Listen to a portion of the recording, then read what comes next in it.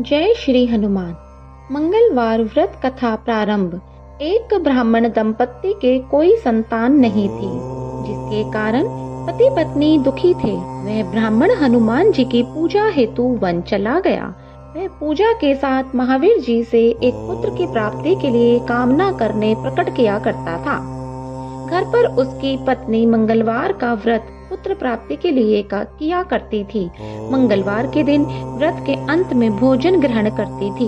मंगलवार के दिन व्रत के अंत में भोजन बनाकर हनुमान जी को भोग लगाने के बाद स्वयं भोजन ग्रहण करती थी। एक बार जब कोई व्रत आया जिसके कारण ब्राह्मणी भोजन ना बना सकी, तब हनुमान जी को भोग भी नहीं लगाया। वह अपने मन में ऐसा प्रण करके सो गई कि अब अगले मंगलवार के दिन तो उसे मूर्छा आ गई। तब हनुमान जी उसकी लगन और निष्ठा को देखकर प्रसन्न हो गए। उन्होंने उसे दर्शन दिया और कहा, मैं तुमसे अति प्रसन्न हूँ। मैं तुमको एक सुंदर बालक देता हूँ जो तेरी सेवा किया करेगा। हनुमान जी बाल रूप में उसको दर्शन देकर अंतर ध्यान हो गए।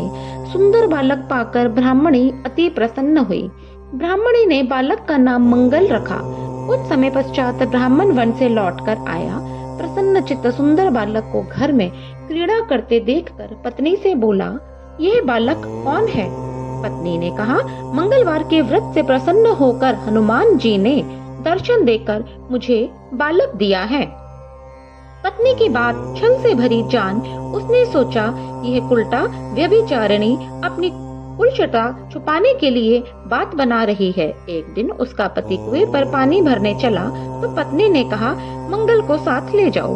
वह मंगल को साथ ले चला और उसके कुएं में डालकर वापस पानी भरकर घर आया। तब वो पत्नी ने पूछा, मंगल कहाँ है? तब मंगल मुस्कुराता हुआ घर आ गया। उसको देख ब्राह्मण आश्चर्यचकित हो गया कि रात्रि को हनुमान जी ने उसको स्वप्न में कहा, यह बालक मैंने दिया है, तो पत्नी को उल्टा क्यों कहते हो? पति यह जानकर हर्षित हुआ। फिर पति पत्नी मंगलवार का व्रत रख अपना जीवन आनंद पूर्वक व्यतीत करने लगे। जो मनुष्य मंगलवार के व्रत को नियम से करता है अथवा इस कथा को पढ़ता और सुनता है, उसके हनुमान जी की कृपा से सब कष्ट दूर होकर सर्व सुख संपत्ति प्राप्त होती है। जय बजरंगबली।